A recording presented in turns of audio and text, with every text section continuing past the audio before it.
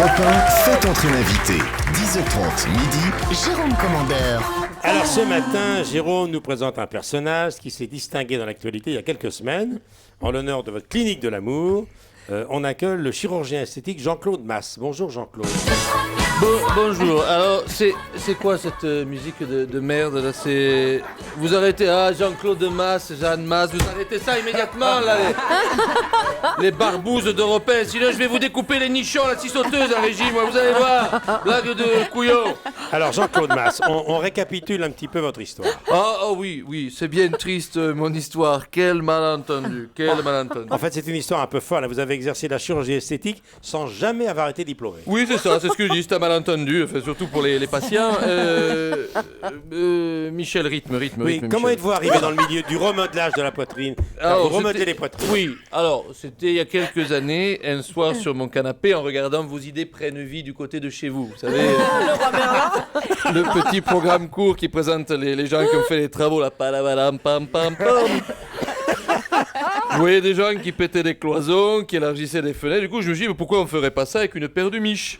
C'est une bonne question, Madame Petrini. Vous venez me voir. Un téton qui part à 9h15, un coup de meuleuse, et hop, je te remets tout à midi, ni vu ni connu. Mais vous faisiez quoi avant la chirurgie, Jean-Claude Masse? Moi j'étais déjà un peu de la partie. Vous moi. étiez anesthésiste, infirmier? Non, j'étais bouché. Ah d'accord. J'ai entendu les mauvaises langues, vous connaissez les mauvaises langues, Madame Petrini, M. Salomon, que c'est la dureté des gens.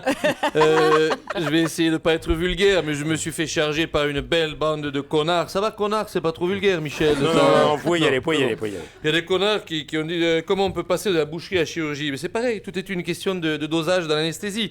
Quand vous refaites les boobs d'une milliardaire russe, vous mettez une picouse. Quand vous êtes sur une charolaise, vous en mettez deux, puis c'est tout. Moi, je veux dire, je suis un humaniste, je suis un rabelaisien, un truculent. Parce que, alors, je tiens à dire à Madame Petrini, d'ailleurs, j'ai beaucoup aimé son film, Il reste du jambon. Mettez, pour faire l'effet, mettez de là. Mettez, sinon on comprend pas bien l'effet. Mets-moi ça encore. Encore plus, voilà, encore. Pousse, voilà. Je tiens à dire à Madame Petrini que j'ai beaucoup aimé son film, Il reste du jambon. Parce qu'avec moi, c'est très rare qu'il en reste du jambon. Quand c'est Monsieur Salomon, je l'ai vu débuter, j'ai beaucoup de tendresse pour lui. Il excelle, c'est pas ci, c'est pas ça. Mais Jean-Claude, vous faites quoi là? Je découpe une hanche. Ah d'accord. Je fais tout depuis la boucherie, à chambre froide. Ça servait à rien de multiplier les lieux de travail, on ne savait jamais où me trouver. En revanche, je suis une opération là. Voilà. Mais vous portez pas de gants? Et l'hygiène, Jean-Claude, on parle de la santé des gens quand même. Oui, la dernière fois que j'ai mis des gants, j'en ai oublié un dans un thorax. On a refermé, la dame a mis 6 mois à s'en rendre compte. Elle disait toujours, je cherche toujours mes effets personnels alors qu'ils sont sur moi. Elle croyait pas si bien dire.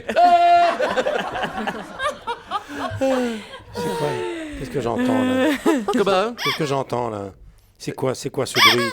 Et vous êtes toujours en opération? C'est non, quoi? c'est pas moi, c'est mon petit-fils Jérémy. Je lui fais poser des fausses fesses à une patiente. C'est bientôt les vacances, faut bien les occuper. Mais j'ai pas entendu un bruit de canard en plastique? Oui, c'est le petit plus de la famille Masse, un petit canard dans le cul, comme ça à chaque fois que tu t'assois, ça fait marrer les gens. Voilà, c'est quand même plus drôle. Moi, je suis très porté sur les générations futures. Le futur, c'est demain, Michel. Là, je suis formateur aussi. D'ailleurs, j'attends un petit stagiaire Erasmus de Montréal. Il doit arriver ce matin. Luca Rocco Magnotta. Voilà. Ah, Luca Rocco Comme il va Magnotta. être midi, je lui ai demandé si vous voulez qu'on aille déjeuner ensemble. Il m'a dit non, il s'était pris du chinois emporté. Allez, je me sauve. Je laisse les cartes de visite à l'accueil. Bisous tout le monde. Bisous. Jérôme Commandeur avec la collaboration de Tom Villa. Vous êtes sur Europe 1, on retrouve Anne et Bruno dans un instant. Jérôme Commandeur, Europe1.fr pour revoir la chronique. Faites entrer l'invité, 10h30 midi sur Europe 1.